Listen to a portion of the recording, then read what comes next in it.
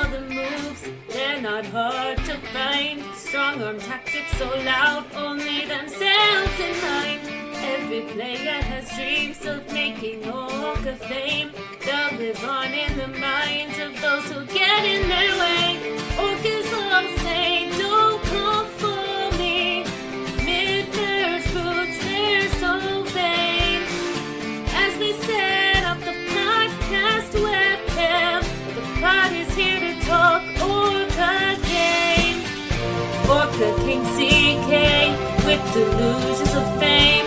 In this LRG world, he's the apex predator. Dani and Jules in tow, always ready to go. Now it's time for the show. They're the apex predators.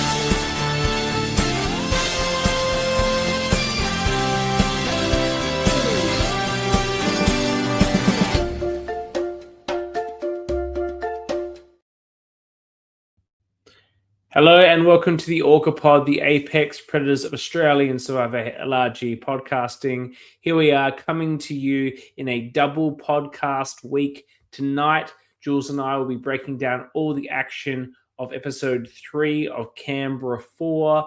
And tomorrow, myself, Loz, Mark, and the Croissant King himself, Dom, will be drafting contestants from the newest season of Sydney Survivor 2. Extroverts versus introverts, or should we say orcas versus non-orcas, for the who is the likely best pick for that. But you didn't come here for Sydney, you came here for Canberra, and it's a big episode. We've got a lot to get into. Sadly, Dani is unwell and cannot be with us tonight, but joining me will be, she's not an orca officially, but she's an orca in all of our hearts, as much of one as I suppose Greg is. Let's bring her in. One vote away from being an orca. Hello, I'm not in my usual area. I am in a motel room in Dimboola that is tiny, but I'm making the trek to Adelaide. I'm halfway there. How's the internet? Look, I'm hotspotting off my phone, so, we're here. Are you going to blame your eventual TWIOLSH on the internet? No. I'm going to win, You're yet to win. You lost to the Beast, and I had to step in last week. I've only been here once. And I defeated Malcolm. I'm undefeated in Canberra too. Look, both the battles this season have come down to a tiebreaker, so Yeah, I wrote a tiebreaker this week. It's become an issue. Good. I think it's a factor of us reducing it to 4 questions. Yeah. That's for the future. Right now we have this episode to get into. I sent you a text after I watched the episode. You hadn't watched it at that point. It was simply wow. Do you know why I was saying wow? Do you feel also wow? I feel wow. Yeah, Bria's pointing out that I'm very very brave to go for Gather Round. Yeah, look, I am a Carlton supporter. It's not going to be good, but it's all about supporting. Wow. Where do you want to start? Should we just jump in? Jump in to Ben and what is almost one of the top plays we've seen in an LRG. Certainly the best fake idol we've seen in an LRG in this community, and just blew it completely. Just blew the strategy completely. What the fuck? Well, did he blow it? Did he blow it, or did Mushy blow it? He didn't even vote for Mushy. He should have voted for Mushy. No, but the thing is, if Mushy had voted for who did they vote for? I don't have notes. I'm sorry, I'm raw dogging it this week. Jordan. Who did they vote? If Mushy had voted for Jordan, he would have gone. What, on a 3-2-2? Yeah, it would have been a 3-2-2. So we had a 2-2-2-1. Yeah. So Mushy blew it. But the thing is, did Mushy blow it, or was she part of the plan? Was she had told to vote for Rose? I don't think that he then walked over and whispered in Mushy's ear after he revealed the fake idol. He only did that with Rose. Yeah. He should have included her. I also see no point in saving Mushy here. Load up on Mushy. There is no benefit in taking the numbers. Because Alex is coming in. Alex is coming in. Maddie's coming in. Maddie's coming in. So even if Maddie comes in, you're back to a 4-3. You've achieved that's nothing. Fair. That's So fair. I think that he needed to ensure he saved himself. The votes were going on Mushy. He should have voted for Mushy. And next episode, and then he shouldn't play the idol. Don't play it. I don't know why he Yeah, played definitely it. don't It's play it. silly. That was the thing he shouldn't have done. And next episode, go straight for the desperation station. And now you've got both an idol, maybe not an idol, plus Yep. the desperation station. Like, no one's voting for you for the next vote either. Yeah. You just got to survive this swap if you're Ben. Well, see, what I want to know is was Mushy told to vote for Rose and this was an intentional split, knowing that Rose wasn't with them, or was this two of them just panicking at Tribal and going, "Oh shit, can't vote for Ben, better throw our votes on Mushy." Yeah, Like it was Bree's in the comments. I absolute. love that Bree was like, "Nah, I'm calling his bluff. I'm going to vote for him anyway. He is not I the think it Riz was. God. He doesn't get to keep his idol forever." I think it was a panic. I think they panicked. I think the idol looked very legit. I think he played it It was a well. good fake idol. If I was on that tribe, I would not be comfortable with the split. Yeah. And can we talk about Mushy for a second, voting for Rose? She voted for Rose because she didn't trust Rose anymore, because she was convinced that Rose voted for her at the previous tribal, which she did not. I don't think Mushy is an ally worth keeping. This again goes to what I'm saying. No, not unless your name's Derek. She's probably not worth keeping. Ben should be in sole self-preservation mode, and I feel like he set it up to do his best to survive a difficult swap situation and then blew it all completely. I honestly feel that. Like, he threw it all away. Yeah. Yeah, I agree. I think, there was definitely potential for him to save himself here, and he didn't do it.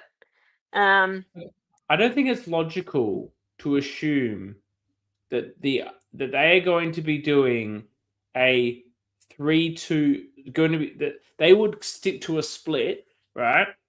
Well, why would they do a split? Like, a split exposes them. A 2-2 split exposes them to a 3 over the top.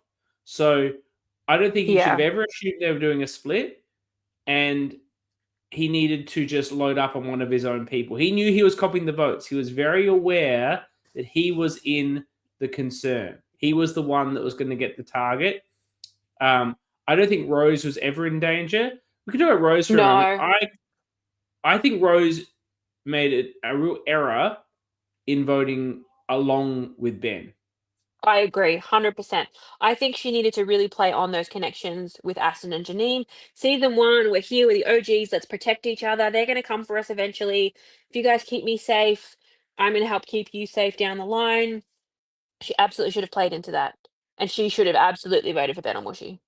I felt she was playing into that in the strategic discussions at the tribe. And I think she was doing a good job of ingratiating herself with her Canberra Survival 1 brethren and sister. But I think that the vote is where it counts. And the fact that she put this vote on Jordan and she can't even sell it as Mushy's vote because Mushy voted for her is a really bad play from Rose. This is her third time being swap screwed, but was the best circumstances she's found herself in a swap screw. I felt she was very insulated with Aston and with Janine. And I also feel that Bree and her may know each other or have met before. You know, Rose obviously having lived in Melbourne for a long time before moving to Canberra, similar communities, the way they look. I think Bree may have picked Rose or Rose may have picked Bree. And when that choice was made, there was certainly like a look. I saw something there. I feel like she's in a great spot that she's basically blown up completely. If it's not for Maddie's complete spinning off of this planet gameplay, Rose could be in a lot of trouble. I still think even with Maddie being Maddie, I think they probably vote for Rose next time. They're definitely not going to vote for Mushy. Mushy's safe. Like, Mushy voted for Rose. Mushy is clearly not OG Blue strong. So I think if Rose has any chance of survival, it's Maddie. But I think even then, I think they probably keep Maddie over Rose. I just think this was... Who's Maddie got? Maddie's not going to go to the other side because she doesn't know them either. This is just such a disaster, Yeah. just all round from the Blues. Like they lost 2 in challenges, so they got swap screwed. We'll talk about that in a moment. And they almost they knew their fate. The Reds were sticking strong, and Ben, I'm just remain flabbergasted You talk for a at second. how well Ben did to almost save himself and then completely destroy all of the hard work that he'd put in by randomly putting these votes on Jordan, because Jordan gave him the least authentic discussion, or they spoke the least. Like, that is just, Ben, I'm so confused by how you can be this good and this bad at the same time. Yeah, and it's not like Bushy and Rose were these like super close allies of his. Like, fair enough if he was in a situation where he's there with Will and Derek. I can understand him trying to keep them safe. But he's with 2 people that he's not that close with. Throw him under the bus. Just get yourself to merch. Even with Derek and Will, I don't understand that there's just no value in this swap because of Maddie coming in to replace whoever Yeah. goes out. Like, you can't do anything strategic to try and get the numbers 3-3 if you can make a move on Jordan, who's here. It doesn't achieve anything because of the fact that Yeah. you'll be down in the numbers again come the next vote. So I feel Ben, as I've said again, he should have saved that idol. Next time they go to trouble, straight to the desperation station. Just fucking no powder there immediately. You need to create as much. I don't know why he didn't this time. Well, I think his idol was pretty effective. I think he forgot it. I legitimately think he forgot about it because there was a discussion about, I'm surprised you didn't grab the totem thing, and he was like, oh yeah. Like, I think he legit forgot it was there. But it's like, if you've got an idol and the shot in the dark is there, I would always play the shot in the dark first. And then if it doesn't hit, then you go for the idol. And that's what he should have done. Gone for the desperation station, turns up a trouble, puts the idol on, and then gone, hey, I've got my desperation station. Yeah, I'm play saving that. the idol. But he could do that next vote. He could do that the next vote. That could potentially save him 2 votes. Yeah. He could set all of this up. It was and he put so bad in the actual tribal council moment. I can't wait to eventually get to talk to him, because I just do not understand how someone could be so strategically savvy to have built up what he did and play the game so well and then just blow it all on the choice of vote. Yeah, he did a lot of things right, but he did a lot of things wrong. And that kind of sums up his whole game to this point anyway. I feel like he is there just making moves for the sake of making moves. And I feel like he didn't know what an orca was when he filmed, but I feel like he did, and he was going really hard for it. Like the I'm sure you were loving this, but the over the top facial expressions at Tribal, I was like, what are you doing, bro? He was great. I'm sure you loved it.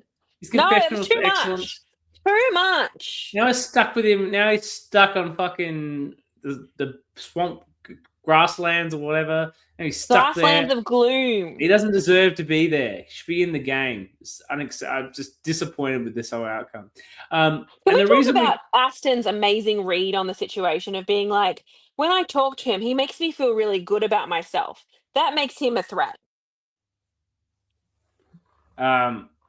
Sorry, say again. I was reading Brienne's comment.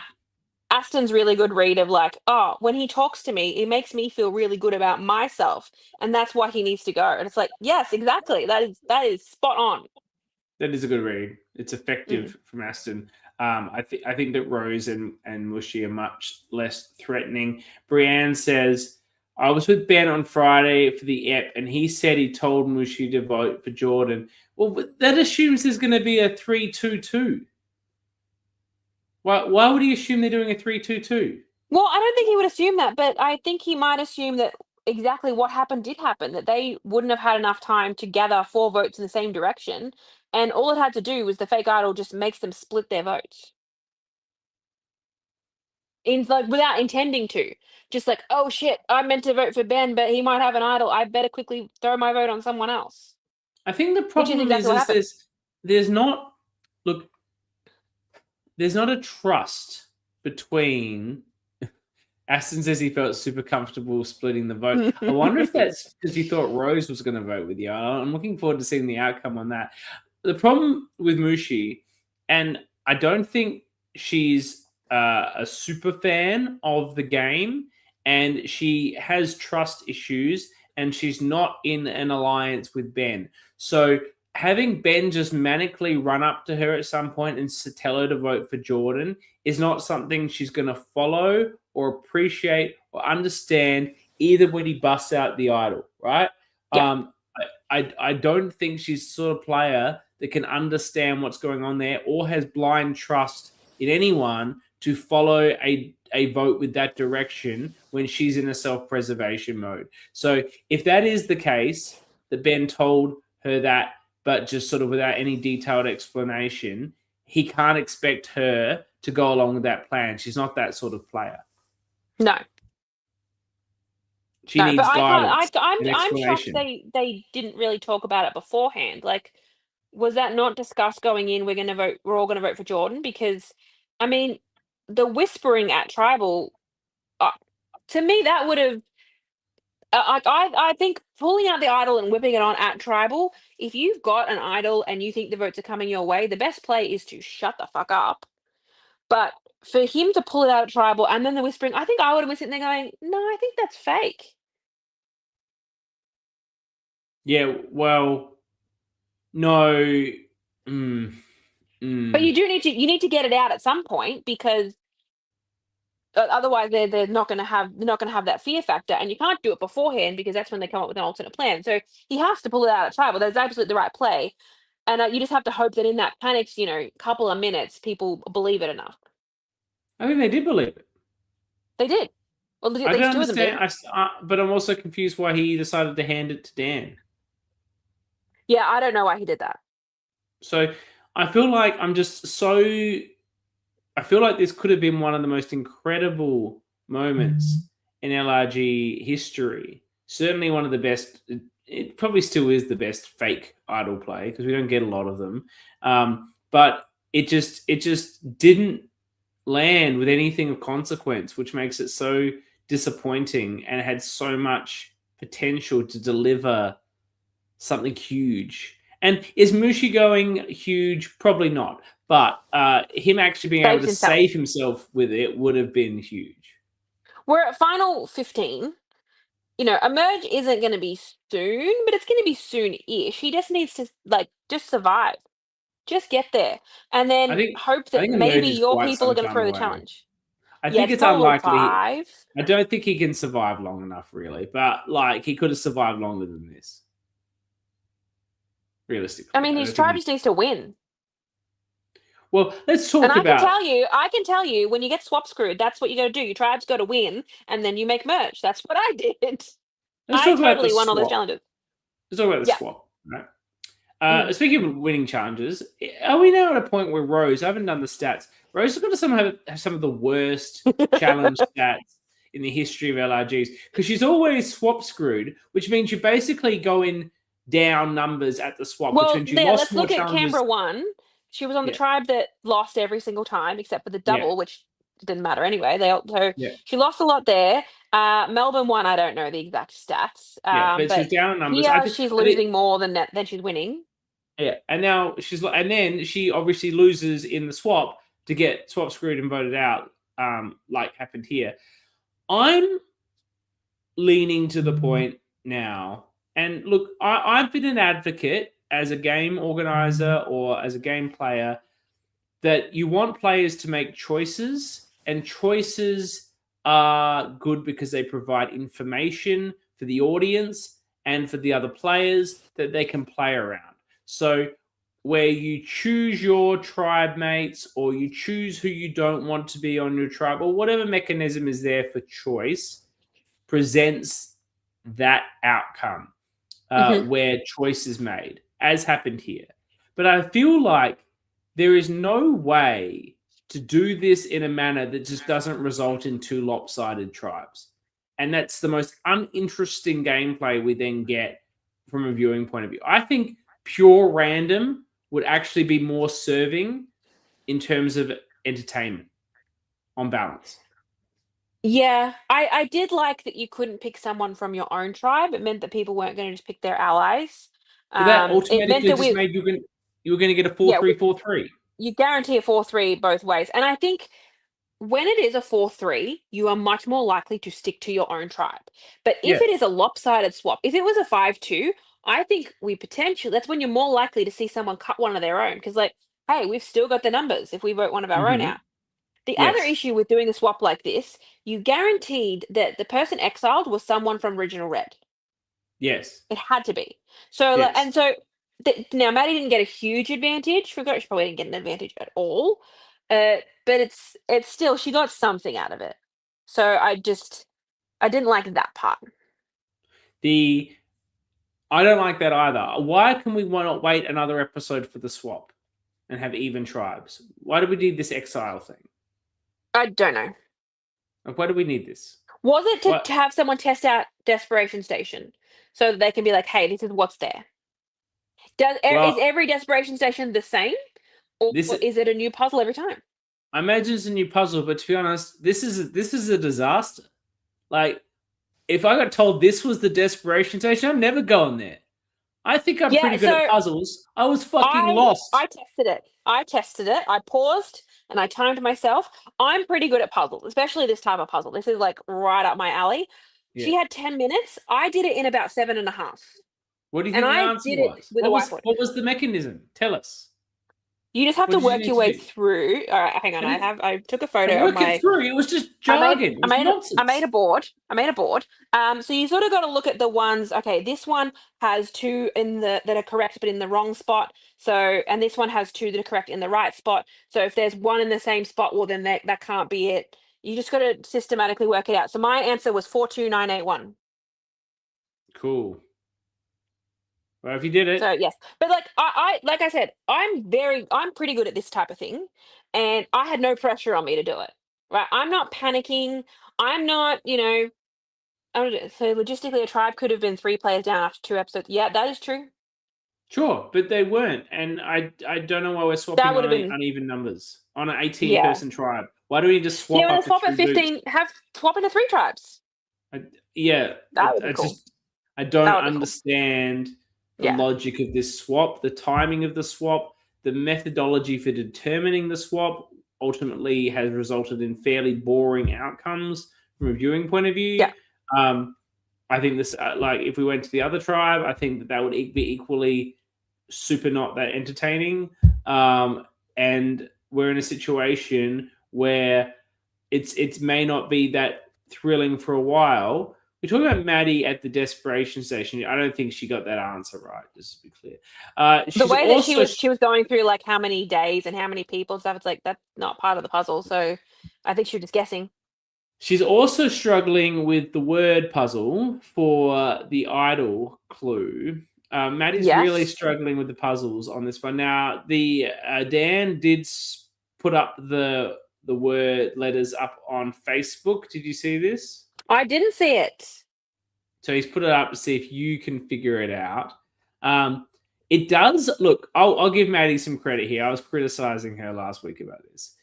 It does get a bit hard to follow by about the 3rd row, and there's some really superfluous fucking language in there, about just waffle garbage before it actually gets to the actual clue. It's probably very hard to do in a short period of time. That's the thing. You got to sneak away and do it when no one's watching. You don't have a pen and paper to write it down as you go. You could get a pen from this episode, and it would make a huge difference because then you could cross out, scribble out every second letter, and then it'll be easier to read. And of course, they needed a pen to write down who was going to be the leader for this challenge. So if I was Anthea or Maddie, I certainly would have been pocketing one of those pens. And you might say, if you haven't played one of these things before, you wouldn't get away with that. The producer wouldn't let you keep the pen. No, shit's going on all the time. People forget about shit like that in 5 seconds. You could and then where's the pen? You'd be like, I don't know. Yeah. You could absolutely get away with stealing. I think I gave it to CK. What do you do with it? Shit like that gets lost all the time. You could have stolen that pen. Made it a lot easier. Anyway, after I tried to figure it out, and then it was annoying me, so I plugged it into AI, and that just skipped all the waffle and said it's at a big tree near the water. So it's not the big gold thing at Tribal. Assuming the AI read it rightly. Yeah. Well, that's very questionable. It was the free AI, so pretty useless. It's not a paid AI. Paid AI would be doing a better job, and also not just leave out information. But I do think it's a challenge. Anthea thinks she's got it. That was a fun little cross section between Anthea back and forth, where the Anthea's season got 3 it and Maddie girls. doesn't. So, did anything stick out to you from the swap in terms of who was chosen as the leader? The choices that were made in terms of picking people. I did laugh when Will put his hand up. It looked like Ben was itching to be the leader, and was just like, "Oh, Will's okay. I'll go with Will." Like, Ben strikes me as the kind of guy who absolutely wants to be the leader. And I think I'm surprised that someone like Aston didn't put his hand up to be the leader, because he even said, like, that's probably how the swap's going to go. Aston's playing a very relaxed. He's chill. He's sitting back. Back of house game. He's not putting his hand up for anything. That's not the. I think that Aston at the merge, we're going to see OG Aston like fire up, but it's not happening. He's not doing anything remotely notable pre-merge on purpose. Yeah. I did notice that Mars got swap screwed, and I'm so sorry for him. Like, I know he's my friend and everything, and he's in my draft team, but Karma's a bitch.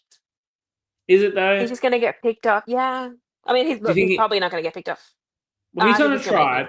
He's on a tribe with Mark, himself, and Adele from the original Red, and the blue people over there are Natalie, Anthea, Derek, and Will. I think that Mars would be the third person booted in that swap screw. Adele seemed to get her hooks into a lot of people, so I don't know. I think that this tribe is probably not going to be losing as many challenges as the other tribe, so that is going to be helpful for him. I agree that Mark is probably going to be early. I'm not knocking Adele, but I think Mars has the skill set to build a connection with each member of that original blue tribe. I think he can connect with Derek. Derek has commented that he wants to work with other minorities, other people of diverse backgrounds. They're both from Melbourne as well. Mars, I think, would connect with Will very well. I think Mars would connect very well with Anthea. I think Mars is quite a genuine person. I think Anthea likes genuine people. I think I agree on that part, but I also think Anthea will sniff him out as the threat that he is. That is my prediction. Like, similar to how Aston just went, nah, Ben, he's too good. We need to get him out. I can see Anthea doing the same thing with Mars. Like, this guy's too charming. This guy's going to be too good at challenges when we get to the merge. Let's get him out early. Mark's not a threat. No. I think Mark is more capable than people suspect, but he's not absolutely seen. He is. He's not seen as a threat. He's playing very well. And there's always the Natalie issue here, of course. Natalie seemed somewhat displeased, if we go to the start of the episode, that she came back from the prior tribal council with a few votes. Does she maybe flip to the Reds? Or do you think she could? I mean, I think they'd welcome her with open arms. She knows that Will voted for her. And she knows that Anthea was told to vote for her and didn't. Well, that makes you trust Anthea more, right? No, that's what I mean. Like, that's the one thing that makes me kind of hold back. Her and Anthea are the only ones that voted for Mushy of the time. And don't forget, Natalie is, she's played. I think we determined she's played orgs before this, and she has a concerning online presence, as does Brienne. And if you have played those sorts of games, you might be more inclined to make a move, as in to flip to the other side. Yep. Doing that, though, effectively dooms the original tribe numbers-wise, Are they already because doomed? they sort of already are, right? So you're saying the She's question jumping is, off a would you sinking therefore, ship. is it best to be one of the only 2 or 3 OG Blues that make it to the merge? Is that a good outcome? It possibly is. In my experience, no. But I think on most casts, when people aren't going to be so OG tribe strong and just want to pagong the last couple of people left, I think, yes, she probably does want to be one of the last ones left. And if she can get in good with them and vote with them, that kind of can erase that sort of blue versus red mentality. And then I think we get a similar outcome to what we saw in Canberra 3, where it was really the swap tribes that stuck together. Yeah, I feel like the merge here is going to be more dynamic than either of those. I agree. I don't feel there's a lot of great connections from the OG tribes. I think this group on red, though the present red group, has the potential to really run this game hard from here on. I think this alliance of Aston and Jordan and Bree and Janine. I don't think Janine was necessarily an original key cog in that group, but there was no negativity. And of course, Aston has the returnee connection with Janine in that group as well. I really feel that group is going to be very strong going into the merge. I don't think it's going to get broken up now. I think they stuck together. They voted for some. They voted out someone together. They protected Jordan, and they're all going to be locked in. They also all, they don't know Jordan voted incorrectly for the first vote, but they believe They they've all think it always was been. Adele. Yeah, that's right. It was the logical choice. They all believe they're on the same page. I can't see that group breaking, and I think that group's a really strong group of good, solid players with good experience. I think that group's going to dominate. No, I agree. And then, do we see it if they all make merge? Does Mars come back over to play with them again, or does he stick with new connections he's found on that tribe? Because the bromance between Aston and Mars is real. I like those two. I think that is true, and I just it makes me think again how silly Rose was to vote for Jordan. Like she really could. She should have fully, and I thought she had abandoned the Blues and join up with her season 1 comrades and Bree. I thought she was going to lock herself in. She could have been the 5th person in that group. Like I don't understand why she would make the mistake of voting for Jordan out of what loyalty to Ben and Mushi. There was no alliance. No, she doesn't. One thing she doesn't know is how on the outs Maddie already was coming into this. But I think if she had voted for a Ben or a Mushy, then Maddie comes in, she replaces Maddie, and Maddie is the next one out. You don't think Mushi goes next? I mean, I potentially, but I think with the fact that Mushy has voted for Rose suggests that they'll probably keep her. Because she's not OG Blue strong, and they've all sort of said that they're well aware that Mushy was on the outs on that tribe, and so they're like, well, of course we're going to take her up with open arms. So I think potentially Rose is guaranteed herself to be next out, and she could have jumped Maddie in that queue. And Mushi, I think she could have dropped both of them. I think she could have been number 5. Yes, if she'd not voted for Jordan. Because Jordan is not going to be accepting a scenario where she can come into their group now. She's voted for him. And there's no way she can sell that vote on anybody else. That's the other problem. Like it has to be her. Yeah. And Jordan's allies, notwithstanding they might wanted to do something with Rose, Well, and maybe Aston or Janine want to put their foot down about this and protect her, but that would be a dangerous move for them to do when you've got Jordan as an ally who's like, she literally voted for me. She fucking voted for me. She wrote my name down. I cannot play with her. It's going to put just a big target on the returnee thing, and they'll Yeah. all be willing to gang up against them for that. Yeah, so I feel like Rose is probably for a third time not going to make the merge. No, I think you might be right. However, if that occurs, this is the most earned she's had of it because this is her error. She stuffed up here. This is her mistake. I agree. Bad luck with the swap screw, but this is the worst she's managed the swap screw situation. Mm-hmm. Yeah. Yeah. I mean, I want to know, did she think it was a real idol or did she know it was a fake?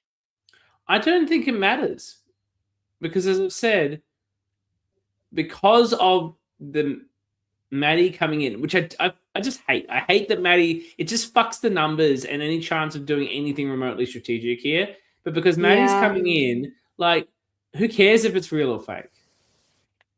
Yeah. Let's talk about Maddie coming in for a second. We talked about it from this tribe's perspective. The other tribe, I think it's just as bad because that's where the Blues have the numbers. They're not even going to consider turning on one of their own, knowing that Maddie's coming in to replace that person. That just takes them from an advantage to a disadvantage.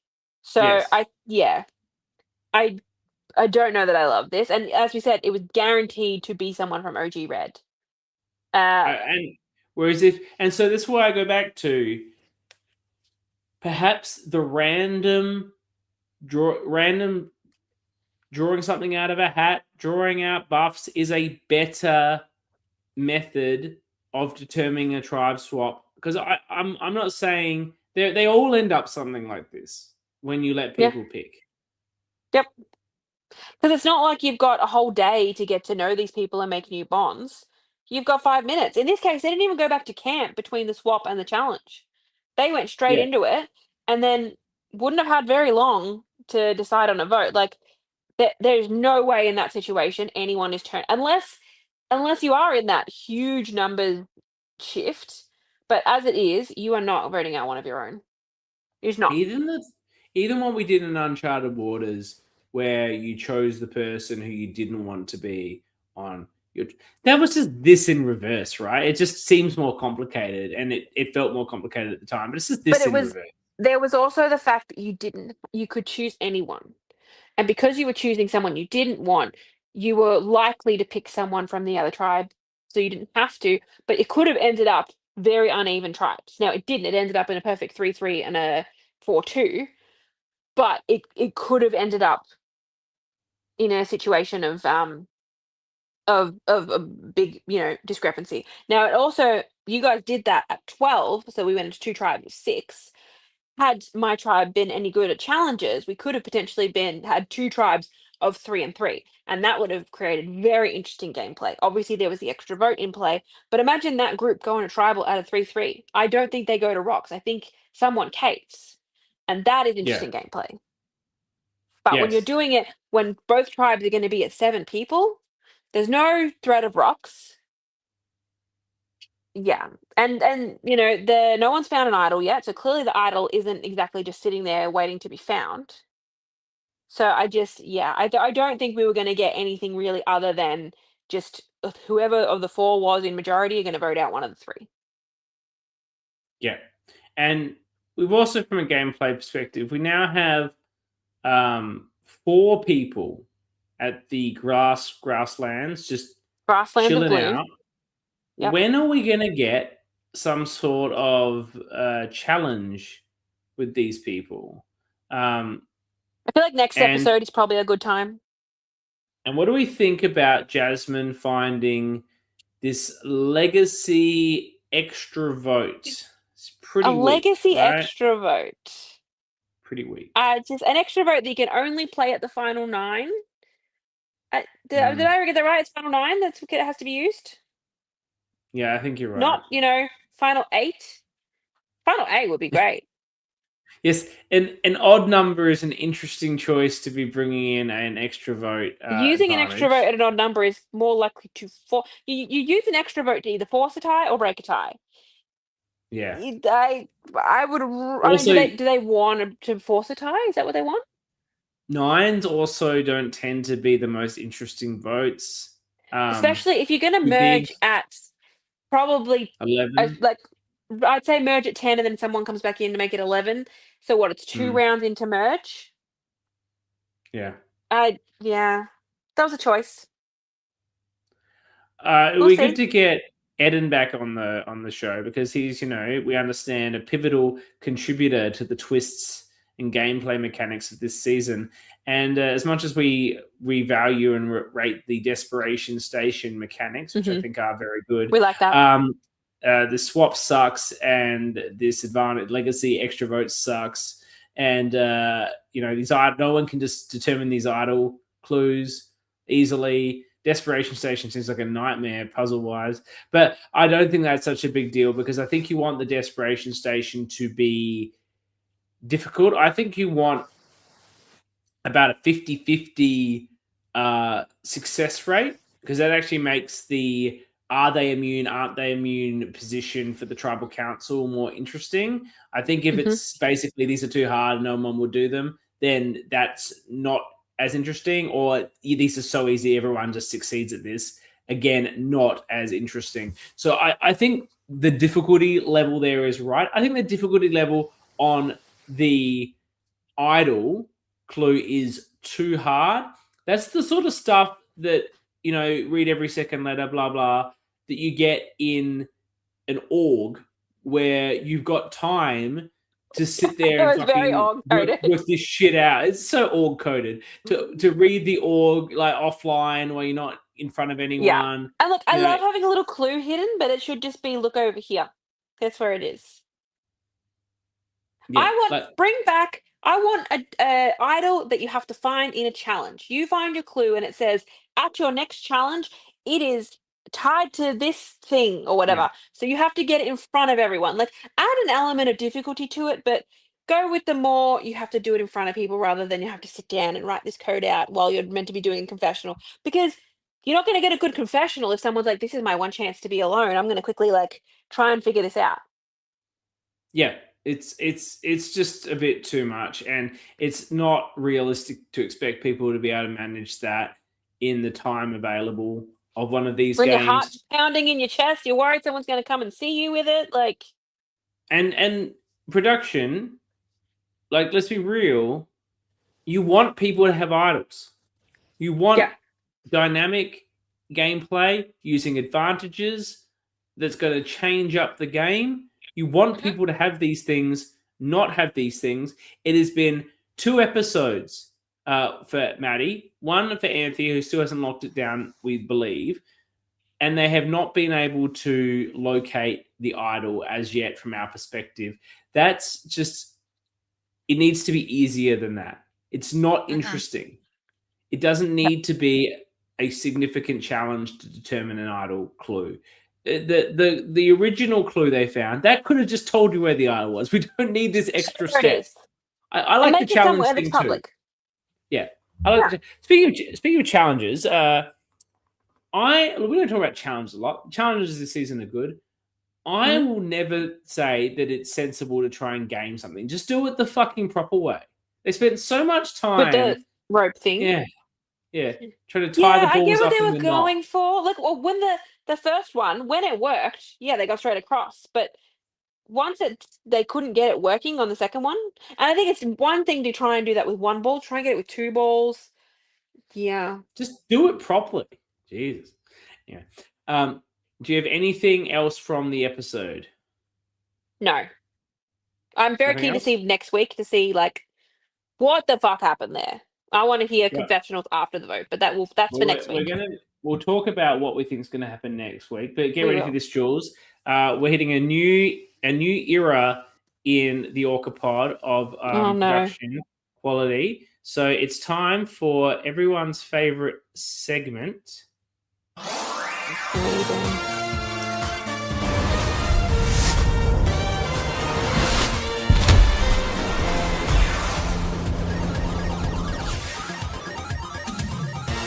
That's right. It's time for TWIOLSH, everybody's favourite segment. Let me bring in Jules, who will be taking on this week's hopeful. What do you think of that, Jules? That was fantastic. Well done. You really had fun with that. Yeah. He's got a disadvantage this week because there's no phone a friend. He does have a disadvantage, but let's bring him in. He was. Tell us what you think about my little video in the comments. AI is good for some things. Let's bring in. He was one of the stars of Canberra season 1. Just missed out on being in part of the final, but came fourth or fifth. What did he come? Jules? Fifth. So I thought Fallen Angel, but was a huge part of that original season. Let's welcome one of the stars of Canberra 1 and one of the most lovely people in the community. Welcome, Hoppo. Hello, guys. How are you? Good. How do you feel about TWIOLSH? Are you a LRG trivia master, or are you just here for a good time? Definitely not. I think Jules is going to take a win this week. Well, it's about time I get one. I had a little look at Eden's wikis, and I can't remember anything from it. So we'll see. Do you need to know the rules up front?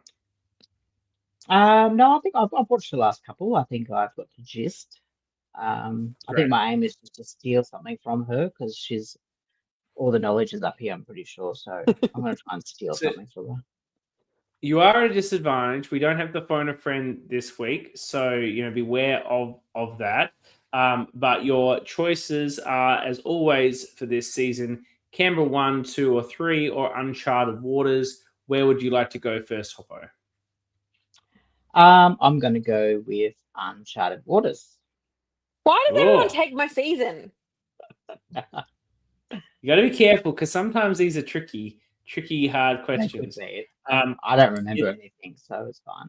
I'd actually have to say I've made this deliberately difficult. I'm not even sure if Jules will get this right unless she studied it. Okay. Who was eligible in this episode to attend Uncharted Waters, which means they hadn't gone previously, but did not play their doubloon to attend? Do you know what? I actually wrote down everyone who went, but not who chose not to. So basically, it's people that put out their hand and didn't have had it blank. Yeah.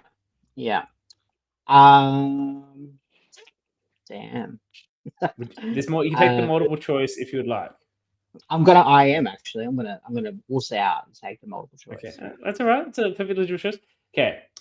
Option A: Chris, Adam, and Christelle. Option B: Chris, Adam, and Mars. Option C: Chris, Adam, and Aaron. Option D: Dani, Jules, and Christelle.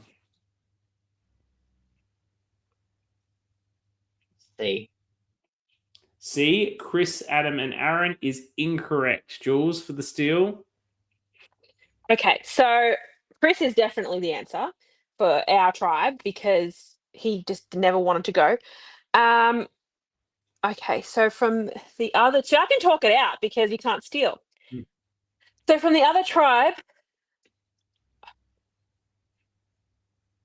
I was there in the previous episode. Who was I there with? I don't know. Hannah was directing us where to go, so I don't remember who else was there. We weren't allowed to talk to them. What were the other multiple choice options?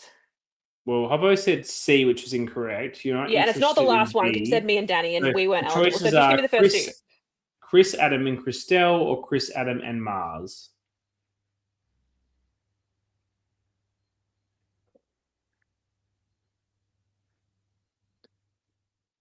I'm going to say, this is the guess. I've got a 50-50 guess, I think. I think it's Chris, Adam, and Mars.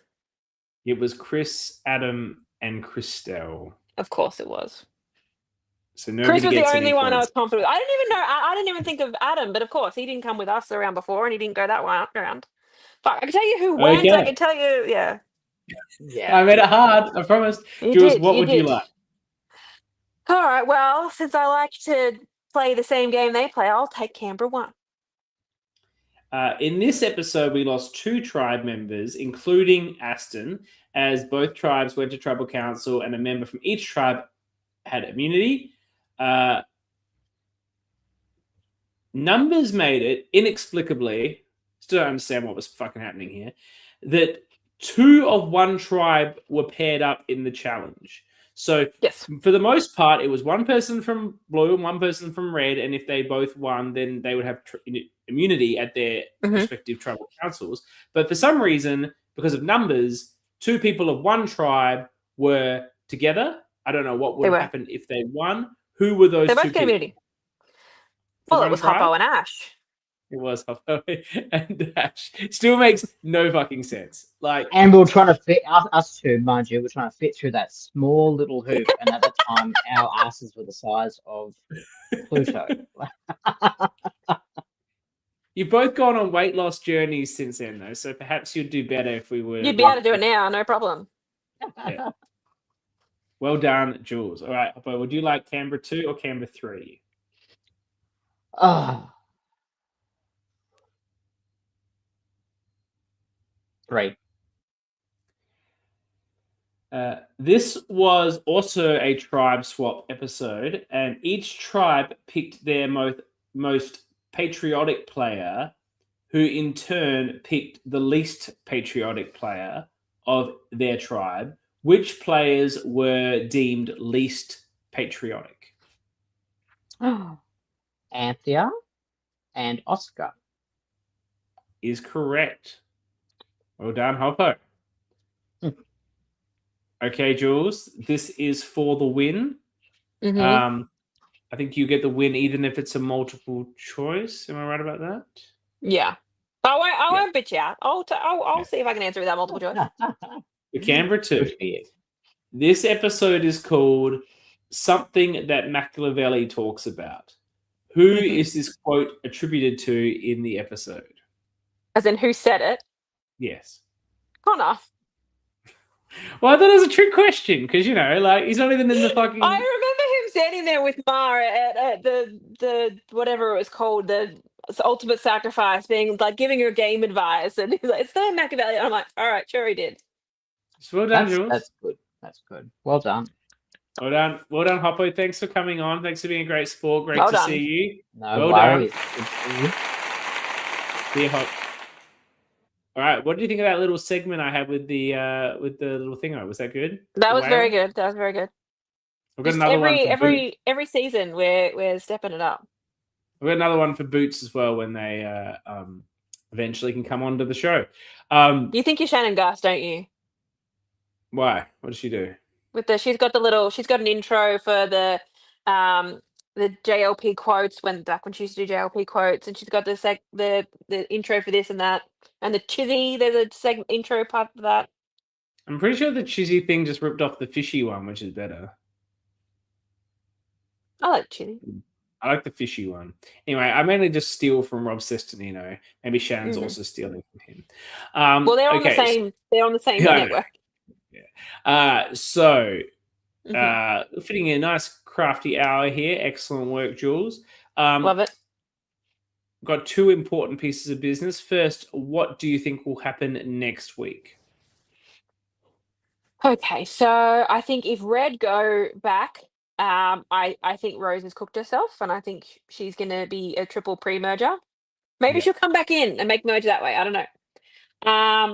I do think we're probably getting the swamp of grasslands of swampy gloom, whatever it is.